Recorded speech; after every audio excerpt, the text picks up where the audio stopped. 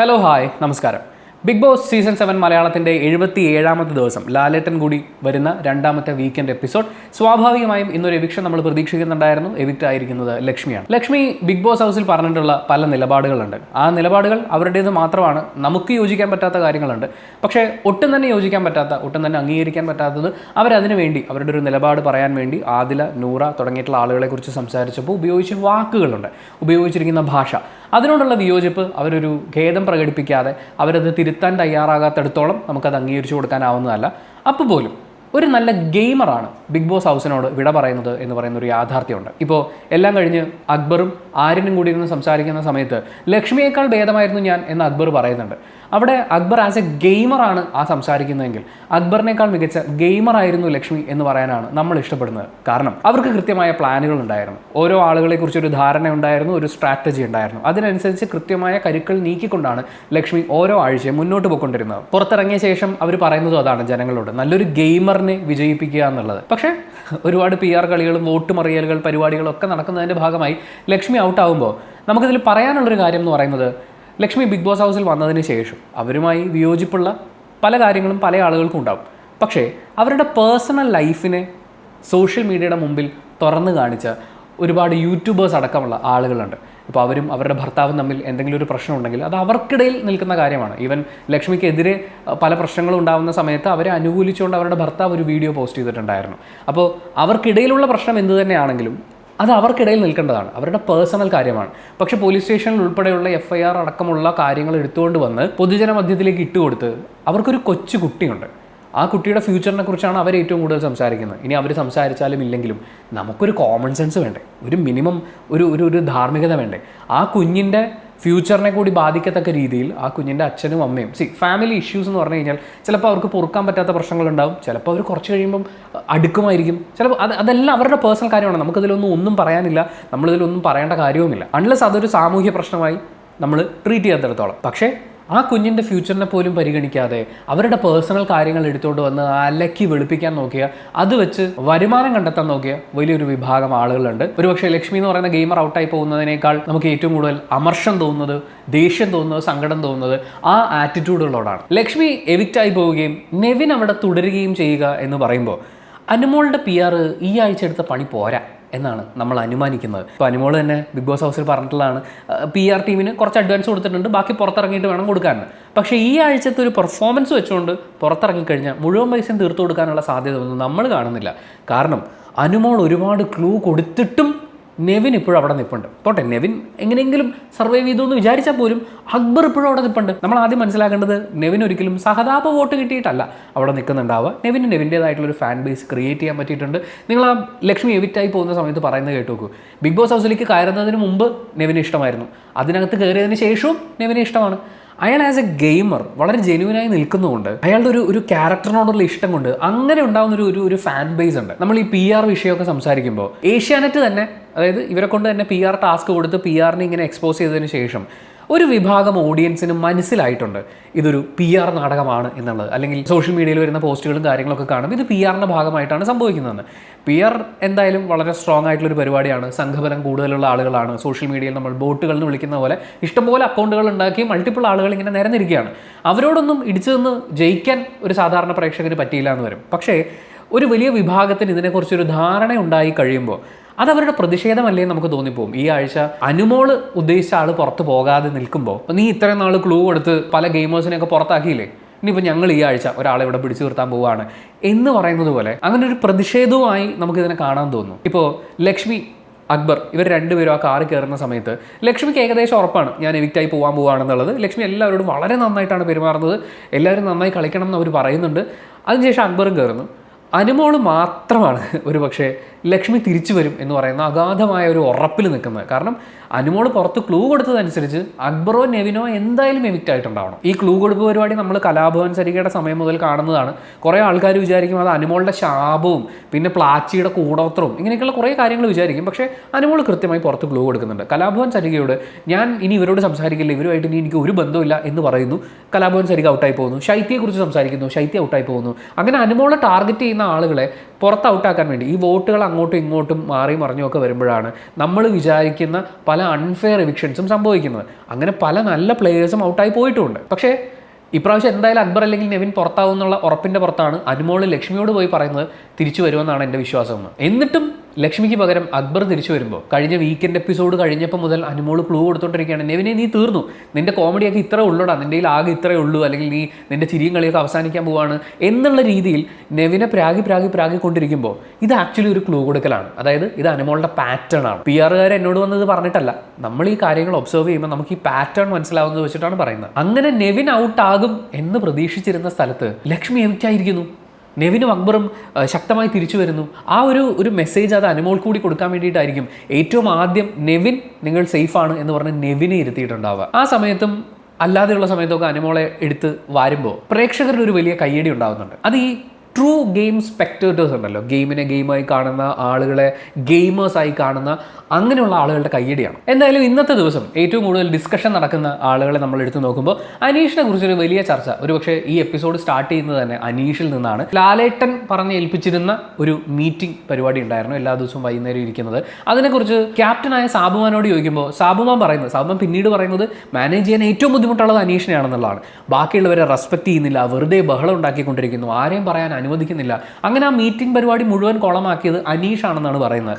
അനീഷ് എണീറ്റ് നിന്നിട്ട് ഞാൻ എന്ത് പറയാനാ, ഞാൻ ഇങ്ങനെയാണ്, എനിക്കിനി ഇതുവരെ പറഞ്ഞ് മനസ്സിലാക്കാൻ പറ്റില്ല എന്നൊക്കെ പറയുന്നുണ്ട്. പക്ഷെ കഴിഞ്ഞൊരു 1-2 ആഴ്ചത്തെ അനീഷിൻ്റെ ഒരു പ്രകടനത്തിന് വിലയിരുത്തുമ്പോൾ സത്യം പറഞ്ഞാൽ അനീഷ് ക്യാമറയുടെ മുന്നിൽ കാണിക്കുന്നത് കാണുമ്പോൾ നമ്മൾ ഒറ്റപ്പെട്ടു പോകുമോ എന്ന് നമുക്ക് പേടിയായിപ്പോൾ. അത്രയും ഭീകരമായിട്ടാണ് ഇയാൾ പല കാര്യങ്ങളോടും റിയാക്ട് ചെയ്യുന്നത്. തുടക്കത്തിൽ നമ്മൾ കണ്ട വിയോജിപ്പുകൾ പ്രകടിപ്പിക്കുന്ന അനീഷിനെ അല്ല നമ്മളിപ്പോൾ കാണുന്നത്. ഈ ഗെയിം സ്ട്രാറ്റജിയുടെ അറ്റത്തെത്താൻ വേണ്ടി ഏത് വിധേനയും ഏത് നാടകവും കളിക്കുന്ന അത്രയും ഇറിറ്റേറ്റിംഗ് ആവുന്ന അത്രയും ചീപ്പ് ലെവലിലേക്ക് തരംന്നാണ് പോകുന്ന അനീഷിനെയാണ്. പ്രത്യേകിച്ച് ടിക്കറ്റ് ടു ഫിനാലെ ടാസ്ക് ഒക്കെ വരുന്ന സമയത്ത് അയാൾ ഫോൾട്ട് കാണിച്ച് ജയിക്കാൻ നോക്കി, അതെല്ലാവരും ചൂണ്ടിക്കാണിച്ചു, മൈൻഡ് ചെയ്തില്ല. ബിഗ് ബോസ് പറഞ്ഞപ്പോൾ റീടേക്ക് എടുക്കാൻ വന്നു. ആ രണ്ടാമത്തെ ടേക്കും അയാൾ ഫൗള് കാണിച്ചു. ആൾക്കാർ മുഴുവൻ പറഞ്ഞു അയാൾ അനുസരിക്കുന്നില്ല. ബിഗ് ബോസ് പറയേണ്ടി വന്നു അയാൾ അനുസരിക്കാൻ വേണ്ടി. ലാലേട്ടൻ ഇതിനെ ചോദ്യം ചെയ്യുമ്പോൾ പുള്ളി ഇരുന്ന് ന്യായീകരിച്ച് മെഴുകുന്നുണ്ട്. അങ്ങനെ തൻ്റെ ഫോൾട്ടുകളൊന്നും ഫോൾട്ടുകളല്ല, ഇനി അയാൾ എന്തെങ്കിലും ഫോൾട്ട് കാണിച്ചാൽ ബാക്കിയുള്ളവർ കാരണമാണ് ഇതൊക്കെ ഉണ്ടാവുന്നത് എന്ന് പറഞ്ഞ് വരുത്താൻ ശ്രമിക്കുന്ന, അയാളെ തോൽപ്പിക്കാൻ വേണ്ടി അയാളെ ഒതുക്കാൻ വേണ്ടി അക്ബറും ആര്യനും ഗ്രൂപ്പ് കളിക്കുന്നു എന്നുള്ള ന്യായങ്ങൾ. ഇപ്പം 2 ദിവസവും അനീഷ് അക്ബറും ആര്യനും ഗ്രൂപ്പ് കളിക്കുന്നു എന്ന് പറയുന്ന ആരോപണം എടുത്തിടാൻ ശ്രമിച്ചിട്ടുണ്ട്. ഞാൻ ഒറ്റപ്പെടുന്നു എന്ന് കാണിക്കാന്നുള്ളതിനപ്പുറത്തേക്ക് എല്ലാവരും കൂടി എന്നെ അങ്ങ് ക്രൂശിക്കുകയാണ്, ഞാൻ തീർന്നു പോവുകയാണ് എന്നൊക്കെ പറയുന്നത്. സത്യം പറഞ്ഞാൽ അനീഷിൻ്റെ സങ്കടം കാണുന്ന സമയത്ത് അനീഷുള്ള ക്യാമറ ഓഫ് ചെയ്ത് വെച്ചാൽ അത്രയും സമാധാനം നമുക്ക് ഫീൽ ചെയ്യും എന്ന് പറയാവുന്ന ഒരു അവസ്ഥയിലേക്ക് എത്തിയിട്ടുണ്ട്. അനീഷിനെ മുൻപ് പലപ്പോഴും ഇവർ ഒറ്റപ്പെടുത്താൻ ശ്രമിക്കുന്നുവെന്നോ അല്ലെങ്കിൽ അനീഷിൻ്റെ ഒറ്റപ്പെടൽ സ്ട്രാറ്റജിയെ സപ്പോർട്ട് ചെയ്യുന്നത് പോലെ ഇവരിൽ പലരുടെയും ഭാഗത്തു നിന്നുള്ള പ്രകടനങ്ങളോ നമുക്ക് ഫീൽ ചെയ്തിട്ടുണ്ട്. പക്ഷേ ഇപ്പം നമ്മൾ കണ്ടുകൊണ്ടിരിക്കുന്നത് അനീഷ് ഒറ്റപ്പെടാൻ വേണ്ടി വളരെ അഗ്രസീവായി മാറിക്കൊണ്ടിരിക്കുകയാണ്. അയാൾ എല്ലാം നശിപ്പിച്ചിട്ട് അഗ്രസീവ്. ഇപ്പോൾ ഒരു ടാസ്ക് കൊടുക്കുന്നു, ആ ടാസ്ക് നശിപ്പിക്കുക, അല്ലെങ്കിൽ ഇപ്പോൾ മീറ്റിംഗ് വിളിക്കുന്നു. മീറ്റിംഗ് ആക്ച്വലി എല്ലാവർക്കും നല്ലതാണ്. എല്ലാവരും അവരവരുടെ ജോലികൾ എങ്ങനെയാണ് ചെയ്യുന്നതെന്നുള്ളതും അങ്ങോട്ടും ഇങ്ങോട്ടും ഒക്കെ സംസാരിക്കാനും. ഇത് ഇത്രയും ദിവസമായി ഇവർ പുറത്തുള്ള ആളുകളെയൊക്കെ കട്ട് ഓഫ് ചെയ്തിട്ട് ജീവിക്കുകയാണ്. അപ്പോൾ അങ്ങോട്ടും ഇങ്ങോട്ടുമുള്ള സംസാരങ്ങളും ഒക്കെ വളരെ ഹെൽപ്ഫുള്ളാണ്. ആ സമയത്ത് അത് ഇല്ലാണ്ടാക്കിയിട്ട് ഒറ്റപ്പെടാൻ ശ്രമിക്കുക എന്ന് പറയുന്നത് ഇവിടെ സംഭവിക്കുന്ന ഇത്രേ ഉള്ളൂ. നമ്മളൊരു അമ്പലപ്പറമ്പിലൊക്കെ ചെന്ന് കഴിഞ്ഞാൽ ചില അനൗൺസ്മെൻറ്റ്, കോമഡിയിൽ നമ്മൾ കേട്ടിട്ടുള്ള അനൗൺസ്മെൻ്റാണ്, എൻ്റെ കൂടെ വന്നിട്ടുള്ള 362 പേരെയും കാണാനില്ല എന്ന് പറഞ്ഞ് ഇന്ന ആൾ ഇവിടെ വന്ന് നിൽക്കുന്നു എന്ന് പറയുന്ന പോലെ ബാക്കിയുള്ള എല്ലാവരും തെറ്റാണ്, ബാക്കിയുള്ള എല്ലാവർക്കും അബദ്ധം പറ്റി എന്ന് പറഞ്ഞ് എല്ലാവരെയും കുറ്റപ്പെടുത്തിയിട്ട് ഞാൻ ഒറ്റയ്ക്കാണെന്ന് പറയാനാണ് അനീഷ് ഇപ്പോൾ ശ്രമിച്ചുകൊണ്ടിരിക്കുന്നത്. മുമ്പ് എല്ലാവരും എന്നെ കുറ്റപ്പെടുത്തുന്നു എന്നുള്ള ലൈനായിരുന്നു. പക്ഷേ ഇപ്പോൾ അനീഷിനെ നമ്മൾ നോക്കിയാൽ ബാക്കി എല്ലാവരും കുറ്റമാണ്, ബാക്കി എല്ലാവരും ചെയ്യുന്നതൊക്കെ പ്രശ്നമാണ്, ഞാൻ ചെയ്യുന്നത് മാത്രമാണ് ശരി. ഗുഡ് മോർണിംഗും സുപ്രഭാതവും പറഞ്ഞ് തലേ ദിവസം ഉണ്ടാക്കിയ വഴക്ക് അതിനൊരു ഉദാഹരണം മാത്രമാണ്. ഇവരാരും അത് ചെയ്യണില്ല, ഞാൻ മാത്രമേ ചെയ്യുള്ളൂ എന്ന് പറഞ്ഞ് കുറ്റപ്പെടുത്തി ഒറ്റപ്പെടുത്താൻ വേണ്ടിയിട്ടുള്ളൊരു ട്രാക്ക് പിടിക്കുകയാണ്. അത് ആക്ച്വലി ഭയങ്കര ഡിസ്ട്രക്റ്റീവാണ്. ഒരു ഗെയിമറിന് ചേരുന്നതല്ല. ഇത് കണ്ടുകൊണ്ടിരിക്കുമ്പോൾ നമുക്കും ഭയങ്കര ബുദ്ധിമുട്ടാണ്. ഇപ്പോൾ 5ാം തവണയും ജയിലിൽ പോയി, അതും 4 തവണ അടുപ്പിച്ച് ജയിലിൽ പോയതിനെക്കുറിച്ച് ചോദിക്കുമ്പോൾ അനീഷ് ഇങ്ങോട്ട് പറയുന്ന ന്യായങ്ങൾ ഇതാണ്: ഞാൻ ടാസ്ക് നന്നായി പെർഫോം ചെയ്യുന്നുണ്ട്, ഡ്യൂട്ടി ചെയ്യുന്നുണ്ട്, മോഷ്ടിക്കുന്നില്ല, സമയത്തിന് ഉണരുകയും ചെയ്യുന്നുണ്ട്, ഞാനാണ് ഏറ്റവും കൂടുതൽ പ്രശ്നങ്ങൾ ഉണ്ടാക്കുന്നതെന്ന് ഇവർ പറയുന്നത് ഞാൻ വിശ്വസിക്കുന്നില്ല, അതുകൊണ്ട് എന്നെ ജയിലിൽ വിടാൻ പാടില്ല. ഇതാണ് അനീഷ് പറയുന്നത്. ലാസ്റ്റ് വീക്കിൽ നമ്മൾ റീസൺ എടുത്ത് നോക്കിയാൽ അക്ബറിൻ്റെ അടുത്ത് ഫിസിക്കലി ഏറ്റവും അഗ്രസീവായി പെരുമാറി എന്നുള്ളതാണ്. അതും അത്രയും ഭീഷണികളൊക്കെ വിളിച്ചു പറഞ്ഞു എന്നുള്ളത് ബിഗ് ബോസ് ഹൗസിൽ ഇത്രയും ജനറേഷൻസ് കാണുന്ന പ്രോഗ്രാം എന്ന് അവർ പറയുന്നത് പറയുന്ന സ്ഥിതിക്ക് അവിടെ ജയിലിലിടേണ്ട ഒരു കുറ്റം തന്നെയാണ്. ഇവിടെ അനീഷ് കാണിക്കുന്ന ഇതേ സ്ട്രാറ്റജിയാണ് അനീഷിനെ ന്യായീകരിക്കാൻ വേണ്ടി അനീഷിൻ്റെ ഫാൻസോ അല്ലെങ്കിൽ PR ആയിട്ടുള്ള ആളുകൾ പുറത്ത് സ്പ്രെഡ് ചെയ്തുകൊണ്ടിരിക്കുന്നത്. ഇപ്പം പല ട്രോളുകളും മീമുകളും നമ്മൾ കാണുമ്പോൾ അക്ബർ അനീഷിൻ്റെ തലക്കിട്ട് കൊട്ടിയതാണ് എല്ലാവരും പറയുന്നത്. അതിനു മുമ്പ് അനീഷ് അക്ബറിൻ്റെ കൈക്ക് കയറി കടിച്ചത് കാണുന്നില്ല. ഇതേ പാറ്റേൺ നമുക്ക് ഷാനവാസിൽ കാണാൻ പറ്റും. ഷാനവാസിനെതിരെ പാരഡി പാട്ട് ഉണ്ടാക്കുന്ന അക്ബറിനെയാണ് ഇവരെല്ലാവരും വിമർശിക്കുന്നത്. പക്ഷേ അതേസമയം അപ്പുറത്തെ സൈഡിൽ ഒരാളെക്കുറിച്ച് ഏറ്റവും മാനിപ്പുലേറ്റീവായി സംസാരിച്ച് അയാളെ ഒറ്റപ്പെടുത്തി കുറച്ച് ദിവസങ്ങൾക്ക് മുമ്പ് അക്ബർ ആദിലിനെ എടുത്തിരുന്ന് കരയുന്നത്, ഞാൻ വരുമ്പോൾ നിങ്ങളൊക്കെ കസേര തിരിച്ചിട്ടിരിക്കുന്നു, നിങ്ങൾ എൻ്റെ മുഖത്ത് പോലും നോക്കുന്നില്ല എന്നുള്ളത് വിഷമമാവുന്നു എന്നുള്ളത്. അതായത് ഒരു മനുഷ്യനെ അതിൻ്റെ അകത്തോട്ട് ഒറ്റപ്പെടുത്തുകയാണ്. ആ കാര്യം ചെയ്യുന്ന ഷാനവാസിനെ അല്ല, ഷാനവാസിനെതിരെ പാരഡി പാട്ടുണ്ടാക്കുന്ന അക്ബറിനെയാണ് ഇവിടെ വിമർശിക്കുന്നത്. അനുമോളുടെ സാരിയെക്കുറിച്ച് സംസാരിച്ച, സാരി ഉടുപ്പിനെക്കുറിച്ച് സംസാരിച്ച അക്ബറിനെ വിമർശിക്കുമ്പോൾ അക്ബറിനെ ഏറ്റവും മോശക്കാരനായി, അതായത് സ്ത്രീകളുടെ കൂടെ നിൽക്കാനോ ഇരിക്കാനോ ഒന്നും പാടില്ലാത്ത ഒരു വൃത്തികെട്ടവനായി ചിത്രീകരിച്ചുകൊണ്ടിരിക്കുന്ന അനുമോളെ അല്ല വിമർശിക്കുന്നത്. അങ്ങനെ ഈ PR ഏജൻസികളും ഫാൻസ് ഏജൻസികളും ഒക്കെ കൂടി നമ്മൾ ശരിക്കും കാണേണ്ട കാര്യങ്ങളെ കാണിക്കാതെ ഒരു റിയാക്ഷൻ മാത്രം എടുത്തു വെച്ചിട്ടാണ് ചില ആളുകൾ അറ്റാക്ക് ചെയ്യാൻ ശ്രമിക്കുന്നത്. പക്ഷേ നമുക്ക് അങ്ങനെ ചെയ്യാൻ പറ്റില്ല. നമുക്ക് രണ്ട് സൈഡും കണ്ടേ പറ്റുള്ളൂ. അക്ബറിനെ ഏറ്റവും രൂക്ഷമായ ഭാഷയിൽ വിമർശിച്ചിട്ടുണ്ട് നമ്മൾ. അക്ബറിൻ്റെ ഭാഗത്തു നിന്നുള്ള തെറ്റുകൾ ഉണ്ടാകുന്ന സമയത്ത് ഇതേ ചാനലിൽ വീഡിയോസ് നിങ്ങൾക്ക് എടുത്തു നോക്കാം. അക്ബറിനെതിരെ നടക്കുന്ന വളരെ മോശമായിട്ടുള്ള ആക്ടുകളെക്കുറിച്ചും നമുക്ക് വിമർശനാത്മകമായി സംസാരിച്ചേ പറ്റുള്ളൂ, അല്ലെങ്കിൽ മനസ്സിലാക്കിയേ പറ്റുള്ളൂ. അനീഷിനെ നമ്മൾ ഈ 2 ദിവസം എടുത്ത് നോക്കിക്കഴിഞ്ഞാൽ നിന്നൊരുകാണ്. എന്ന് പറഞ്ഞാൽ ലാലേട്ടൻ ചോദിക്കുന്ന ചോദ്യങ്ങൾക്ക് അയാൾക്ക് മറുപടിയില്ല, ന്യായീകരിച്ച് അങ്ങനെ നിന്ന് മെഴുകുകയാണ്. ഇപ്പോൾ ആ ഒരു സ്ക്രാച്ച് ആൻഡ് വിൻ കാർഡ് ആ ഗെയിം വന്ന സമയത്ത് ആര്യൻ കള്ളക്കളി കളിച്ചു എന്ന് പറഞ്ഞാൽ ആ ഗെയിം റദ്ദാക്കണം എന്നാണ് അനീഷ് ആ സമയത്ത് ബഹളം വെച്ചത്. എന്നാൽ ബ്ലാക്ക് ബോൾ കിട്ടുന്ന ആളുകൾ ഗെയിം റദ്ദാക്കുന്ന കാര്യം വന്നപ്പോൾ റദ്ദാക്കരുത് എന്ന് പറഞ്ഞ് അവിടെ പോയി നിന്ന് സെൻറ്റി അടിക്കുന്ന അനീഷിനെയാണ് നമ്മൾ കാണുന്നത്. ഇതേ അനീഷാണ് ടിക്കറ്റ് ടു ഫിനാലെ ടാസ്ക് വരുന്ന സമയത്ത് കള്ളക്കളി കളിച്ച് ബിഗ് ബോസ് ചൂണ്ടി കാണിച്ചിട്ട് അതും എല്ലാവരോടും വഴക്കിട്ട് നോക്കി അനീഷ് വാദിച്ച് നോക്കി. ഇതൊക്കെ കഴിഞ്ഞിട്ടാണ് ബിഗ് ബോസ് പറഞ്ഞിട്ട് അനീഷ് ആ ഗെയിമിൽ നിന്ന് ഔട്ടാവുന്നത്. എന്നിട്ട് ലാലേട്ടൻ ചോദിക്കുന്ന സമയത്തും ഞാൻ തോറ്റു എന്ന് എനിക്ക് മനസ്സിലായി, ബോൾ ഓട്ടോമാറ്റിക്കലി ഇങ്ങോട്ട് വന്നു എന്നൊക്കെ പറഞ്ഞ് ഇയാൾ നിന്ന് ന്യായീകരിച്ചുകൊണ്ടിരിക്കുകയാണ്. അതും വളരെ ബേസ്ലെസ് ആയിട്ടുള്ള ആർഗ്യുമെൻറ്റ്സും വളരെ ബേസ്ലെസ് ആയിട്ടുള്ള അലിഗേഷൻസും ഒക്കെയാണ് അനീഷിൻ്റെ ഭാഗത്ത് നിന്ന് ഇപ്പം നമ്മൾ കേൾക്കുന്നത്. എന്തെങ്കിലും ന്യായീകരിക്കാൻ പറ്റുന്ന കാര്യങ്ങൾ അയാളിൽ നിന്നും നമ്മൾ കേൾക്കുന്നേ ഇല്ല. ബോൾ ഓട്ടോമാറ്റിക്കലി ഉരുണ്ടു വന്നു, ബോളിൻ്റെ കുറ്റാണ്. നിങ്ങളൊന്ന് ആലോചിക്കുക, ആ ബോൾ അവിടെ വെച്ചിട്ട് അത് ബാലൻസ് ചെയ്യാൻ നിങ്ങളുടെ കാര്യമാണ്. നിങ്ങൾ കൈ എങ്ങനെ ഹോൾഡ് ചെയ്യുന്നു എന്നൊക്കെ ഉള്ളത് അത് വളരെ ഈസി ആയിട്ട് നമുക്ക് ചെയ്യാൻ പറ്റുന്ന ഓപ്ഷൻസ് ഉണ്ടായിരുന്നു. പക്ഷേ അനീഷ് അവിടെ കള്ളക്കളി കളിച്ചു, അത് അയാളുടെ ഡിസിഷനായിരുന്നു. എന്നിട്ട് ബിഗ് ബോസ് പറഞ്ഞില്ല, അതുകൊണ്ട് ഞാൻ വിചാരിച്ചു എന്നാണ് അയാൾ കള്ളക്കളി കളിച്ചതിനെ കുറിച്ച് പറയുന്നത്. ബിഗ് ബോസിന് വേറെ പണിയൊന്നുമില്ലല്ലോ അനീഷിൻ്റെ കൈവിരലും കാൽവിരലും ഒക്കെ നോക്കാൻ വേണ്ടി. അവിടെ അത്രയും ടീംമേറ്റ്സ് പറഞ്ഞില്ലേ. ലാലേട്ടൻ തന്നെ ചോദിക്കുന്നുണ്ട്, എന്തിനാ ബിഗ് ബോസ് പറയുന്നത്, അവിടെയുള്ള എല്ലാവരും അത് പറഞ്ഞല്ലോ. അങ്ങനെ ഒറ്റപ്പെടാൻ നോക്കി ഒരു കുറ്റപ്പെടുത്തൽ മെഷീനായി മാറിക്കൊണ്ടിരിക്കുകയാണ് നമ്മുടെ അനീഷേട്ടൻ. പക്ഷേ അനീഷേട്ടൻ്റെ ഒറ്റപ്പെടൽ സ്ട്രാറ്റജികളൊക്കെ പൊളിച്ചെടുക്കുന്ന അക്ബറിനെയും ആര്യനെയും നെവിനെയും ഒക്കെ കാണുമ്പോൾ ഒരു സന്തോഷമാണ്. കാരണം ഈ ജയിലിൽ അവർ അനീഷ് ഈ ജയിലിൻ്റെ ഐശ്വര്യം എന്ന് പറഞ്ഞൊരു ബോർഡ് വെച്ചു. അത് വളരെ ഫണ്ണി ആയിട്ടുള്ളൊരു ആക്ടിവിറ്റിയാണ്. നിങ്ങൾ ആലോചിച്ച് നോക്കും, ബിഗ് ബോസ് ഹൗസിൽ വേറെ ആരുടെയും പേരിൽ ഇങ്ങനെ ഒരു ബോർഡൊന്നും വെച്ചിട്ടില്ല. അപ്പോൾ അനീഷിന് അത് വേണമെങ്കിൽ അഭിമാനമായിട്ടോ രസമായിട്ടോ ഒക്കെ പറയായിരുന്നു. നമ്മൾ അനീഷിനെ കാണുന്നത് അതിൻ്റെ മുമ്പിൽ പോയി വിങ്ങിപ്പൊട്ടി ഞാനാണോ ബിഗ് ബോസ് എല്ലായ്പ്പോഴും ജയിലിൽ പോകേണ്ടത് എന്നൊക്കെ പറയുന്ന വൃത്തികെട്ട നാടകമാണ്. ഞാൻ ഇത്രയും ക്രിഞ്ചായിട്ടുള്ളൊരു സീൻ നമ്മൾ പഴയ ജയറാം സിനിമകളൊക്കെ കാണുമ്പോൾ അത് ക്രിഞ്ചാണെന്ന് പറയാറുണ്ട്. ഇത്രയും ക്രിഞ്ച് അതിനകത്തില്ല. അതിൽ ക്രിഞ്ചായിരുന്നു. പക്ഷേ അങ്ങോട്ടേക്ക് പോകുന്ന അനീഷിന് ഹസ്തദാനം അനീഷേട്ടാ എന്ന് പറഞ്ഞ് ആര്യൻ കൈ കൊടുക്കുന്നു. അക്ബറിൻ്റെ കൗണ്ടർ അവിടെ നിന്ന് വരുന്നുണ്ട്, ഹസ്തദാനം മഹാദാനം എന്നൊക്കെ പറഞ്ഞിട്ട്. അങ്ങനെ ഇയാൾ ഒരു കാര്യവുമില്ലാതെ ഇവിടെ ഒറ്റപ്പെടൽ കളിക്കുകയാണ്. ഒറ്റപ്പെടൽ സ്ട്രാറ്റജി നല്ല സ്ട്രാറ്റജിയാണ് ഈ ഗെയിമിൽ ജയിക്കാൻ. പക്ഷെ അതൊരു മിനിമം ലെവലിൽ വേണ്ടേ. അനീഷ് അവനവനെ തന്നെ ഇല്ലാണ്ടാക്കുകയും അതേസമയം ഇത് ഏറ്റവും കൂടുതൽ ഉപകാരമാകാൻ പോകുന്നത് ഷാനവാസിനാണ്. കാരണം ഷാനവാസുമായിട്ടുള്ള ഫ്രണ്ട്ഷിപ്പ് അവസാനിപ്പിച്ചത് അവനെ വിശ്വസിക്കാൻ കൊള്ളൂലാത്തതുകൊണ്ടാണെന്നൊക്കെ അനീഷ് ഒരുവിധം പറഞ്ഞു വെച്ചിട്ടുണ്ട്. അതൊരു നല്ല വലിച്ചുകീറലായിരുന്നു. പക്ഷേ ഈ പരിപാടിയൊക്കെ കണ്ടുകൊണ്ടിരിക്കുന്ന ഏതൊരു പ്രേക്ഷകനും തോന്നും ഷാനവാസ് ഇവൻ്റെ ഫ്രണ്ട്ഷിപ്പ് ഉപേക്ഷിച്ചത് നന്നായി, അല്ലെങ്കിൽ ഷാനവാസിൻ്റെ അവസ്ഥ കഷ്ടമായി പോയനെ എന്ന് ഏതൊരു പ്രേക്ഷകനെ കൊണ്ട് പറയിപ്പിക്കുന്ന അവസ്ഥയിലേക്ക് അനീഷ് തരം താണുകൊണ്ടിരിക്കുകയാണ്. ഈ എപ്പിസോഡും കൂടി കണ്ടു കഴിയുമ്പോൾ നമുക്ക് ഫീൽ ചെയ്യുന്നത് ഈ ഒരു 3 പേര്, അതായത് അടുത്ത ആഴ്ചയിലെ ക്യാപ്റ്റൻസി ടാസ്കിലേക്ക് വരുന്ന ആര്യനും അക്ബറും നെവിനും, ഇവർ 3 പേരും അതിനകത്ത് നല്ല സുഹൃത്തുക്കളായിട്ടാണ് നമുക്ക് അനുഭവപ്പെടുന്നത്. അവർ അങ്ങോട്ടും ഇങ്ങോട്ടും ഒക്കെ ഒരു ഫേവററ്റിസം എന്ന് പറയാവുന്ന കാര്യമുണ്ട്. പക്ഷേ അതവർ ഗെയിമിൽ കാണിക്കില്ല. ഗെയിമിലേക്ക് അത് വരുമ്പോഴാണ് പ്രശ്നം. അല്ലാത്തപ്പോൾ അവർ സുഹൃത്തുക്കളാണ്. അവർ അങ്ങോട്ടും ഇങ്ങോട്ടും ഒരുപാട് കൗണ്ടറുകൾ പറയും, ഒരുപാട് സഹായങ്ങൾ ചെയ്യും. അതുപോലെ ഇപ്പോൾ നോമിനേഷൻ്റെ കാര്യം വരുന്ന സമയത്താണെങ്കിലും നെവിനോട് അക്ബർ ചോദിക്കുന്ന എന്തിനാണ് എന്നെ നോമിനേറ്റ് ചെയ്തത്, ഇത്രയേ ഉള്ളൂ. അതിനപ്പുറത്തേക്ക് നീ എന്നെ നോമിനേറ്റ് ചെയ്തു, നീ ഞാനിട്ടൊരു ഫ്രണ്ട്ഷിപ്പില്ല, അല്ലെങ്കിൽ നീ എന്നെ ചതിച്ചു, പുറകിൽ നിന്ന് കുത്തി എന്ന് പറയുന്ന അങ്ങനത്തെ യാതൊരു പരിപാടിയില്ല. ഇതൊരു ഗെയിമാണ്. ഇവിടെ ഗെയിം കളിക്കുമ്പോൾ അവനവൻ ജയിക്കുക എന്നുള്ളതാണ് ഇമ്പോർട്ടൻസ്.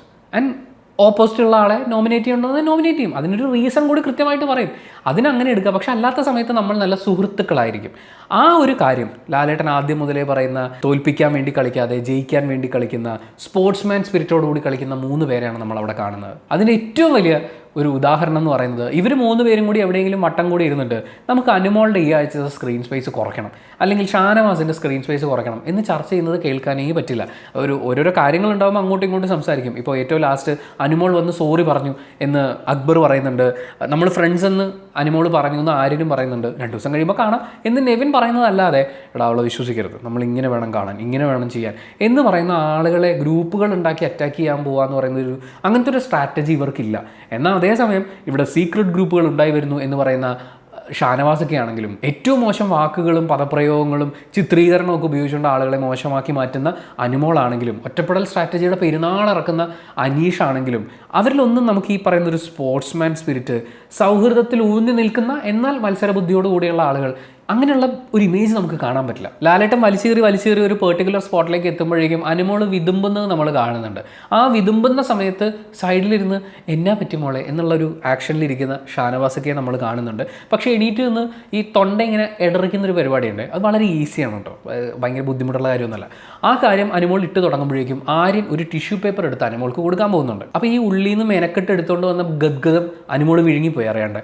എന്നിട്ട് ഇത് കരച്ചിലല്ല, ടിഷ്യൂവിൻ്റെ ആവശ്യമൊന്നുമില്ല കേട്ടോ എന്ന് അനുമോൾ പ്രതികരിക്കുന്നത് നമ്മൾ കാണുന്നു. അതിനുശേഷം ആര്യൻ ഇത് കൊടുക്കാൻ നോക്കുന്നുണ്ട്. അപ്പം പ്രേക്ഷകർ മുഴുവൻ ചിരിയാണ്. കാരണം ഇതൊരു നാടകമാണ്, ഇതിനകത്ത് 10 പൈസയുടെ ആത്മാർത്ഥതയില്ല എന്ന് പ്രേക്ഷകർ മനസ്സിലാക്കി തുടങ്ങി. ആൻഡ് അതിനെ ആര്യൻ ഡീൽ ചെയ്ത രീതി അഭിനന്ദിച്ചുകൊണ്ടാണ് ആളുകൾ കൈയടിക്കുന്നത്. അതൊരു ഒറ്റപ്പെടലാണ്, എന്നെ എല്ലാവരും ആക്രമിക്കുന്നു എന്ന് പറയുന്നൊരു വിളിച്ചു പറയലാണ്, എനിക്ക് സഹിക്കാനാവുന്നില്ല എന്ന് പറയുന്നൊരു പരിപാടിയാണ്. അങ്ങനെ നീ സീരിയൽ നായികയൊന്നും കളിക്കണ്ട, നീ ഒറ്റയ്ക്കൊന്നുമല്ല, നീ കരഞ്ഞാൽ ഞങ്ങൾ ടിഷ്യൂ പേപ്പർ തരും എന്ന് പറഞ്ഞ് ആര്യൻ ടിഷ്യൂ കൊണ്ട് കൊടുക്കുന്നു. ആര്യൻ്റെ ഈ ആക്ട് കണ്ട് ചിരി സഹിക്കാൻ പറ്റാതെ അക്ബർ ആര്യൻ്റെ കാലിലൊരു അടി അടിക്കുന്നുണ്ട്.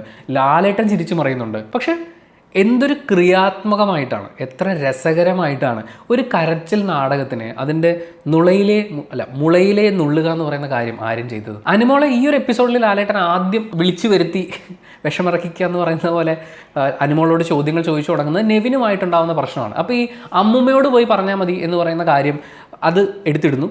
അനുമോൾ അതിനെ ന്യായീകരിക്കുന്നു. നെവിനോട് ചോദിക്കുന്ന സമയത്ത് ലാലേട്ടനെ പോലൊരു വലിയ മനുഷ്യൻ പറഞ്ഞു എന്ന് പറഞ്ഞിട്ടാണ് അമ്മൂമ്മയ്ക്ക് വിളിച്ചത്. കാര്യം അച്ഛനും അമ്മയ്ക്കും വിളിക്കാൻ പാടില്ല, അതുകൊണ്ട് അമ്മൂമ്മയും അപ്പൂപ്പനെയും വിളിച്ചോളൂ എന്ന് ലാലേട്ടൻ പറഞ്ഞു എന്ന് പറഞ്ഞിട്ടാണ് അനുമോൾ ഇത് വിളിച്ചതെന്നുള്ള കാര്യമാണ് പറയുന്നത്. പക്ഷെ അപ്പോഴും നെവിൻ പറയണമായിരുന്നു എന്ന് തോന്നിയത് ലാലേട്ടൻ എന്നെ ഇവിടുന്ന് ഇറക്കി വിട്ടാലും ഞാനിത് പറയും എന്ന് പറയുന്ന അനുമോളുടെ ഒരു വൃത്തികേട് പറയാനുള്ള നിശ്ചയദാർഢ്യം ഉണ്ടല്ലോ, അതൊന്ന് ലാലേട്ടൻ്റെ മുമ്പിൽ അവതരിപ്പിക്കേണ്ടതായിരുന്നു. പക്ഷേ അത് നെവിൻ പറഞ്ഞില്ല.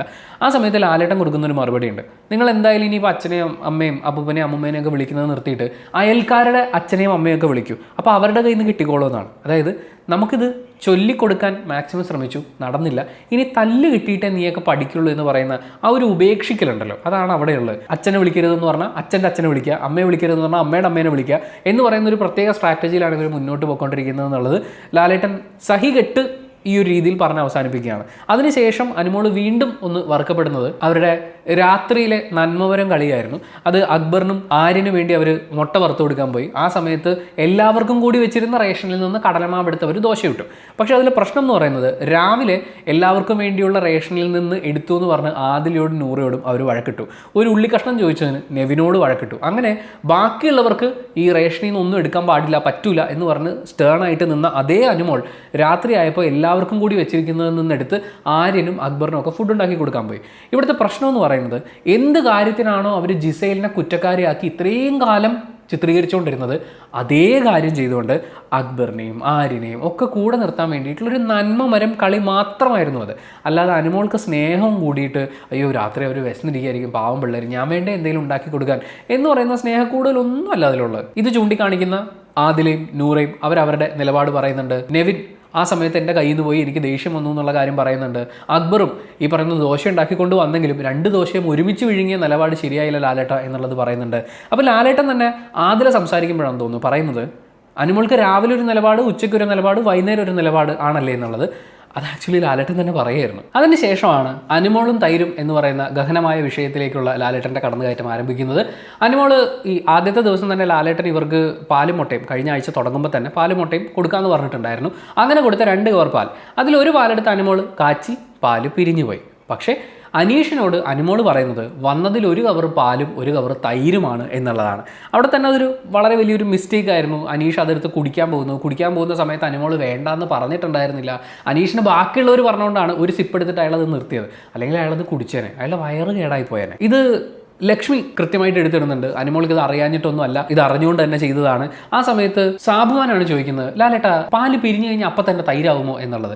ആ സമയത്ത് അനുമോൾ ഇങ്ങനെ നിന്ന് ന്യായീകരിക്കുകയാണ്, ആ തൈരല്ല, പാലല്ല, മോരല്ല. അപ്പോൾ അതിൽ അവർ പറയുന്ന ആ കൺക്ലൂഡിങ് പോയിന്റ് എന്ന് പറഞ്ഞാൽ, എനിക്കിതൊന്നും അറിയില്ല ലാലേട്ടാ, അതായത് ഈ പാല് കേടാവുന്നതും തൈര് ഒഴിക്കുന്നതൊന്നും എനിക്കറിയില്ല എന്ന്.